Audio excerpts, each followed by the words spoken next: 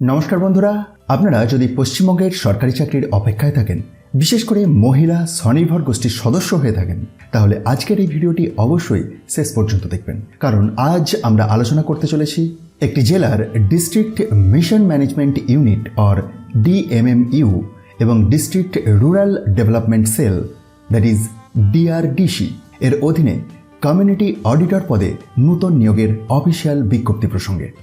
WBSRLM অর্থাৎ West Bengal state rural livelihood mission বা আনন্দধারা প্রকল্পের অধীনে সবচেয়ে গুরুত্বপূর্ণ বিষয় হল মোট 63টি কমিউনিটি অডিটর এর একটি প্যানেল তৈরি করা হবে। তবে একটি বিষয় শুরুতেই জানিয়ে রাখি, যারা এর আগের বিজ্ঞপ্তি অনুযায়ী ইতিমধ্যেই আবেদন করেছিলেন তাদের আবার আবেদন করার কোনো প্রয়োজন নেই। এই নতুন বিজ্ঞপ্তিটি শুধুমাত্র নতুন আবেদনকারীদের জন্য প্রকাশ করা হয়েছে। এবার চলুন জেনে নেওয়া যাক এই কমিউনিটি অডিটর পদে আবেদন করার জন্য কি কি যোগ্যতা থাকতে হবে। প্রথমেই জানিয়ে রাখি, শুধুমাত্র মহিলারাই আবেদন করতে পারবেন।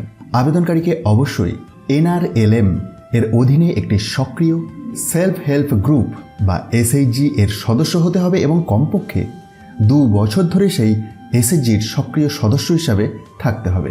বয়সসীমা প্রসঙ্গে আপনাদেরকে জানিয়ে রাখি, 2026 সালের 1 জানুয়ারি অনুযায়ী আবেদনকারীর ন্যূনতম বয়স 25 বছর এবং সর্বোচ্চ বয়স 40 বছর পর্যন্ত হতে পারে। বয়সের প্রমাণ হিসেবে মাধ্যমিকের অ্যাডমিট কার্ড বা সমমানের নথি সংগ্রহ করা হবে। আসি শিক্ষাগত যোগ্যতার কথায়।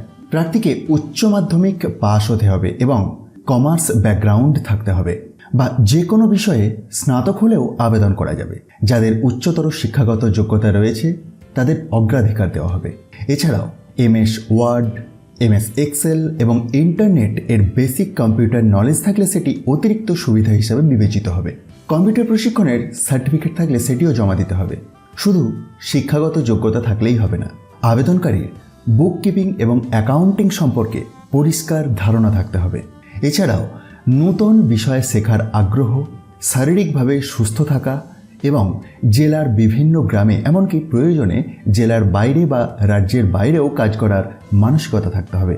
তবে কিছু প্রার্থী এই নিয়োগে আবেদন করতে পারবেন না, যেমন যারা ICDS, আশা, VRP অথবা সরকার বা সরকার পৃষ্ঠপোষক কোনো সংস্থা কিংবা বেসরকারি প্রতিষ্ঠানে বেতনভুক্ত কাজ করছেন, তারা এই পদে আবেদন করার যোগ্য নন।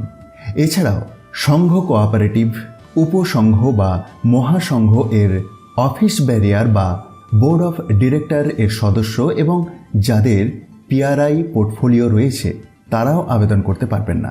বন্ধুরা, এখানেই শেষ নয়।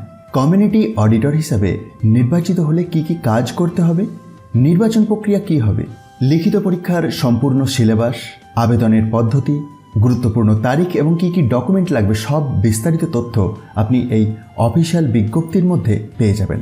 আপনার যদি ইন্টারেস্ট থাকে এবং এলিজিবিলিটি ক্রাইটেরিয়া মিট করেন, তাহলে অবশ্যই এই অফিসিয়াল বিজ্ঞপ্তিটি একবার নিজে থেকে ডাউনলোড করে ভেরিফাই করে নিন এবং তারপরে আবেদন করে দিন।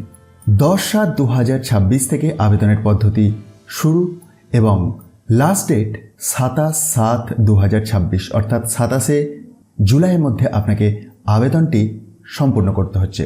আর এই অফিসিয়াল বিজ্ঞপ্তিটি আপনি খুব সহজেই ডাউনলোড করে দেখে নিতে পারবেন। সেটির জন্য একবার ডেসক্রিপশন বক্সটি চেক করুন, যেখানে টেলিগ্রাম চ্যানেলের লিঙ্ক দেখতে পাবেন। আর সেখান থেকেই খুব সহজেই ডাউনলোড হয়ে যাবে, কারণ সমস্ত অফিসিয়াল PDFগুলি এই টেলিগ্রাম চ্যানেলের মাধ্যমেই প্রতিদিন শেয়ার করা হয়ে থাকে। ভিডিওটি ইনফরমেটিভ মনে হলে অবশ্যই শেয়ার করুন আর মোটিভেশনের জন্য একটি লাইক দিতে ভুলবেন না। আর চ্যানেলে নতুন হয়ে থাকলে অবশ্যই সাবস্ক্রাইবের পাশাপাশি অল নোটিফিকেশন বেলটিকে এনেবল করে রাখতে ভুলবেন না। ধন্যবাদ।